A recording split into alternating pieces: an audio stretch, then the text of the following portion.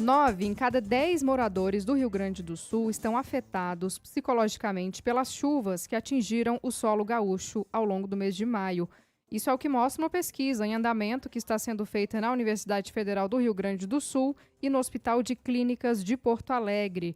Entre os dados já coletados, se destacam a ansiedade, com 91% dos entrevistados respondendo que tem sintomas, o burnout, com 60%, e a depressão, com 50%, metade das pessoas. E essa pesquisa tem tudo a ver com a nossa entrevista de agora, porque o Instituto Vita Aleri lançou um documento com diretrizes sobre a prevenção do suicídio em emergências e desastres ambientais. Quem fala com a gente agora sobre isso é a Karen Scavacini, ela que é doutora em psicologia, fundadora do Instituto Vita Aleri de Prevenção e Pós-Venção do Suicídio. Karen, boa tarde para você, seja bem-vinda à CBN, obrigada por ter aceitado o nosso convite. Muito obrigada, Bárbara, Guilherme, uma boa tarde para vocês e a todos os ouvintes. Boa tarde, Karen, obrigado. Queria que você começasse falando um pouco, então, sobre o que motivou a criação dessa cartilha e também quais os principais objetivos ao desenvolvê-la. Bom, quando a gente viu o desastre que estava acontecendo no Rio Grande do Sul, então a gente pensou como que a gente poderia ajudar da melhor forma, né? Além de ajudar nas campanhas, então a gente até colocou num site que a gente tem, que é o Mapa Saúde Mental, muitas informações sobre locais de atendimento em saúde mental, mas a gente achou que seria uma ótima forma poder usar a nossa expertise em prevenção do suicídio para fazer um manual de prevenção dos suicídios em emergências e desastres, algo que não existia antes. Então, a gente resolveu fazer a construção, até por saber que, infelizmente, é depois do momento do desastre, é depois quando as águas baixam, quando as pessoas começam a voltar para as casas, que a gente vê esse aumento dos transtornos mentais e, infelizmente, podendo ver um aumento do número de suicídios. Então, antes disso acontecer, a gente falou, vamos fazer o material, distribuir gratuitamente para todo mundo que tem interesse, seja profissional da saúde, seja voluntário, seja um educador, ou até alguém que trabalha na igreja, ou o poder público, o que cada um desses atores pode fazer diante dessa situação muito delicada que as pessoas vão continuar enfrentando por um tempo. Eu ia perguntar sobre isso, Karen, porque você falou dos transtornos mentais, do aumento dos transtornos mentais em situações como essas, e a gente sabe que, infelizmente, os impactos das mudanças climáticas, eles vão ser. A gente vai ter que aprender a conviver cada vez mais com eles. Claro que tentando mitigar, mas eles são uma realidade cada vez maior. O que a gente já sabe de quais são os efeitos, qual é a relação entre as mudanças climáticas e esses impactos de aumentos de transtornos mentais? Bom, a gente já começa a ver, então, isso na sociedade em geral, né? Seja uma ecoansiedade que é falada, ou uma sostalgia, que são termos ligados à ansiedade gerada pelas mudanças climáticas. E quando a gente vê um evento de grandes proporções, como foi esse que aconteceu, essa ansiedade aumenta. Então, seja de pessoas que moram fora da área de risco, pensando em tudo que aconteceu e o impacto dessas notícias, quer dizer, eu imagino que todo mundo que ficou acompanhando dia a dia, vendo a água aumentar, as pessoas saírem, quer dizer, isso mexe com a gente, né? Somos seres humanos e a dor do outro nos toca. E para as pessoas que estão nas áreas de risco, seja também fora do Rio Grande do Sul, isso também aumenta uma preocupação, obviamente, de que isso possa acontecer com elas. Então, essa situação de ansiedade, ela acaba sendo, de uma certa forma, mobilizadora no início dos desastres, para levar até os voluntários a terem essa ajuda, porém, depois, isso pode ter consequências de um aumento de estresse, de um aumento dos casos de depressão e da própria ansiedade. Uhum. Bom, eu estou vendo aqui a cartilha e tem um ponto em que vocês falam sobre a perda da coesão social e da estrutura comunitária, porque a gente pensa muito, perdeu a casa, perdeu os bens materiais, né, esse tipo de coisa. Aí eu me lembrei de um vídeo em que eu vi duas senhorinhas que eram vizinhas, né, e que a vida inteira estiveram ali uma do lado da outra, se reencontrando no local onde eram as casas delas. E aí eu fico me perguntando o grande impacto disso, né? Você conviveu com a pessoa ali a vida toda e, de repente, aquela pessoa não está mais no seu convívio, está cada um em um canto. Então, queria que você falasse um pouco sobre isso, que esse impacto psicológico vai muito além dessa perda material, né? Sem dúvida nenhuma. Eu vi esse vídeo também, fiquei emocionada quando eu vi esse vídeo, porque duas pessoas que se gostam se encontrando no meio de uma devastação, né, que elas estavam. Então, a perda, ela não é, sem dúvida nenhuma, ela não é só material, né? Muitas pessoas perderam pessoas, então a gente está falando de perdas humanas, de vidas. Tem a perda da casa, de tudo que foi construído, mas também do futuro, no sentido do quê? Do que já era construído, presumido e esperado.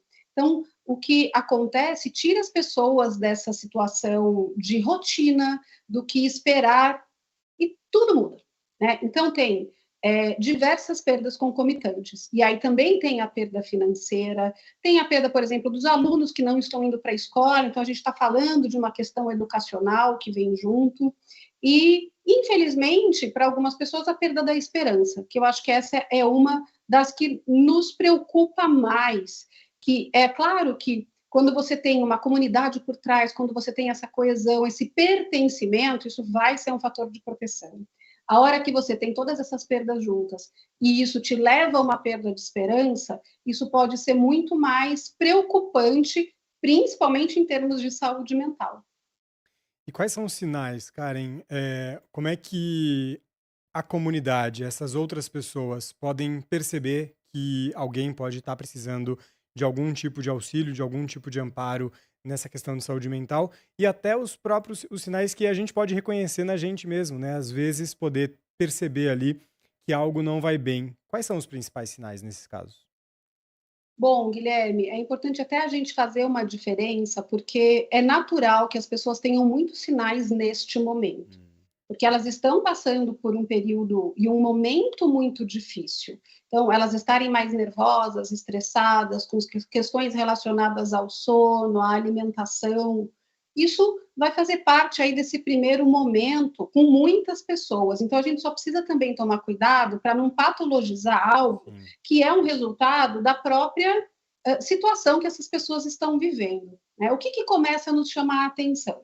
Quando você começa a ter mais sinais, e eu vou falar alguns deles aqui, quando esses sinais eles estão mais intensos, ou seja, eles têm um impacto maior no dia a dia, e eles ficam por um período de tempo maior. Então, a gente está falando do tempo, do impacto que esses sintomas causam.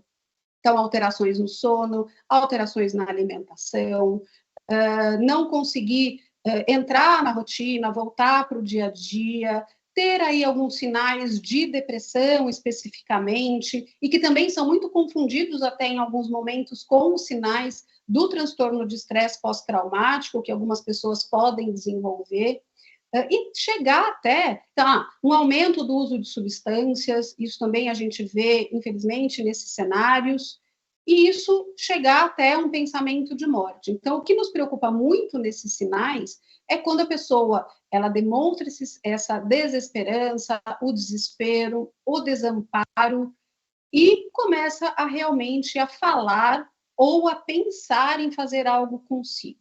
Então, acho que esses são o sinal amarelo, ele levanta, né, para nos trazer esse alerta quando esses sinais vêm. Quando a gente percebe que tem algo acontecendo nesse sentido, o ideal é ir conversar com alguém, é tentar fazer uma avaliação. Se você percebe esses sinais nos outros, é não ficar passivo diante do que você está vendo, né? Como, isso é normal, isso vai passar. Poxa, chamou atenção?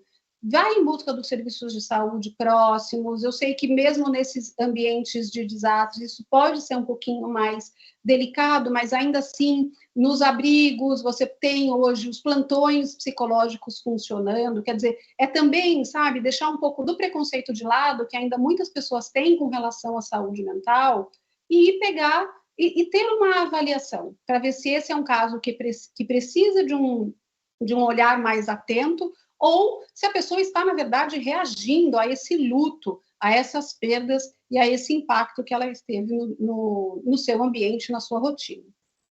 Karen, quando a gente fala de prevenção ao suicídio, o que que muda exatamente quando a gente fala dessa prevenção nesses cenários de emergência e de desastre? Bom, a gente pode, infelizmente, ter um número maior de pessoas impactadas, o que também nos preocupa o fato do Rio Grande do Sul em si, por ser o estado com maior índice de suicídio no país já há muitos anos.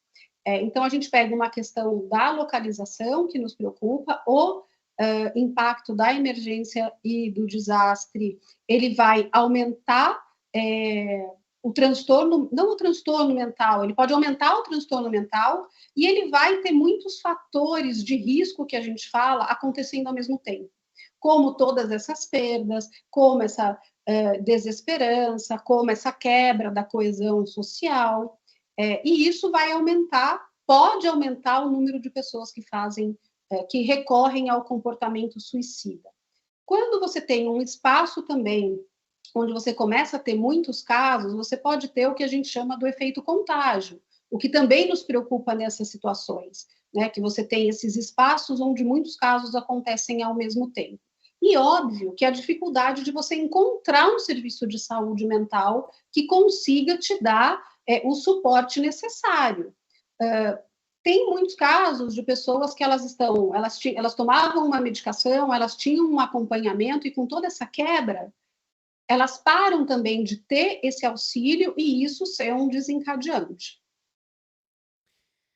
Eu queria saber um pouco também, você até já mencionou, Karen, aqui na conversa, sobre os voluntários, mas eu queria entender se esses impactos todos que a gente está falando, são diferentes, eles têm características específicas quando a gente está falando não da pessoa que foi diretamente atingida, perdeu tudo, perdeu parentes, enfim, mas aquelas pessoas que decidiram se dedicar a apoiar quem teve o impacto direto. É diferente a esses impactos emocionais nos voluntários? Pode ser diferente sim, Hum, Guilherme, porque quando a pessoa se voluntaria, ela está indo para uma causa, ela está indo para uma ajuda, então aquilo de alguma forma está fazendo bem para ela. E isso já vai ser protetivo de alguma maneira. O hum. que a gente tem que tomar até cuidado com os voluntários em si é não ter um excesso, né? Eles ficarem tão absorvidos com essa tarefa de voluntariado e isso começar a ser algo ruim para a saúde mental deles. Se eles conseguem ter esse equilíbrio e entender o seu limite e até respeitar esse limite, porque eu entendo que muitos voluntários precisaram ir acima do seu limite para poder ajudar o outro, mas que depois que passa essa primeira grande fase, que eles possam olhar para si e também ter ações de cuidado e entender como que eles estão lidando com tantas histórias que eles entram em contato, com, infelizmente, mortes, com histórias bonitas, mas também histórias tristes. Mas, no geral, o voluntariado é algo que tende a ser positivo para a saúde mental. Conta pra gente como as pessoas podem acessar a cartilha, ela está disponível para todo mundo? Ela está disponível para todo mundo que quiser baixar, então a gente fez uma cartilha muito completa para que muitas pessoas pudessem entender realmente. A gente não queria colocar só dicas ou coisas muito rápidas, porque para a gente lidar com esse comportamento precisa ter um entendimento, mas isso está numa linguagem para todo mundo poder compreender e agir. Então, está disponível pelo site, que é o www.vitaalere.com.br. Na página principal, a pessoa já acessa a cartilha e também disponível no mapasaudemental.com.br, onde, além de ter este material, tem links para locais onde as pessoas podem encontrar ajuda no Rio Grande do Sul. Tudo isso que a gente falou, né, e a cartilha e esses alertas mostram para a gente também da importância de, nesse momento, o poder público também investir e empenhar esforços nesse sentido de cuidar da saúde mental das pessoas, né? Esse apoio psicológico também é primordial, tanto quanto esse apoio físico para as questões ali de moradia e tudo mais. Ah, com certeza. É, ter acesso aos financiamentos, ter acesso a um apoio do poder público, isso tem uma ligação direta à saúde mental. A gente não pode falar só de saúde mental com as pessoas passando fome, ficarem meses e meses em abrigo, não conseguirem ter um apoio para reconstruírem suas vidas. Isso seria leviano. né? Então, o poder público ele precisa fazer a sua parte e também se preparar, infelizmente, para a realidade que a gente está vivendo hoje. Então, treinar pessoas, investir não só nas questões de prevenção desses desastres, mas também na capacitação das pessoas com relação à saúde mental, seja em socorristas, seja os multiplicadores, seja que isso seja na escola ou com os profissionais da saúde. Então, o poder público ele tem um papel muito importante, não só agora, mas também para prevenção e preparação de situações futuras que, infelizmente, a gente sabe que vão acontecer. A gente sabe que frequentemente, né, a gente até começou a falar mais sobre saúde mental nos últimos anos, notadamente depois da pandemia. Agora, os problemas de saúde mental, Karen, eles ainda me parecem, né, muito revestidos de tabus. Queria até te ouvir se você concorda com isso, mas dar um passo além e entender qual que é a importância da sociedade se acostumar a ter mais essa eh, naturalidade de fazer isso que a gente está fazendo aqui, de conversar sobre saúde mental, de falar sobre saúde mental. Então, a gente viu realmente, teve essa mudança desde o período da pandemia para agora, então as pessoas têm falado mais sobre saúde mental. É fundamental que a gente fale abertamente, né? Isso não vai criar mais casos, isso não vai trazer sofrimento nas pessoas, muito pelo contrário.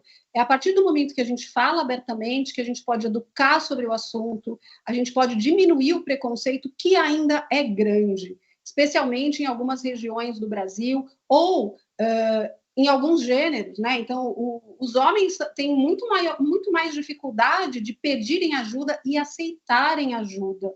E se a gente não falar abertamente, como a gente está fazendo aqui, a gente não vai mudar como as pessoas lidam com essa situação, elas ainda vão cair em grandes mitos.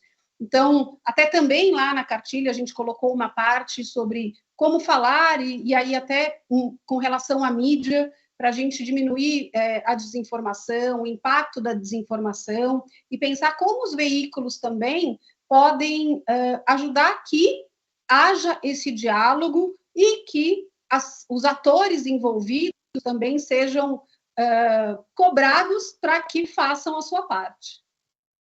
Karen, muitíssimo obrigada, viu, pela entrevista, pela conversa. Parabéns aí pelo seu trabalho, por essa cartilha e uma ótima semana para você.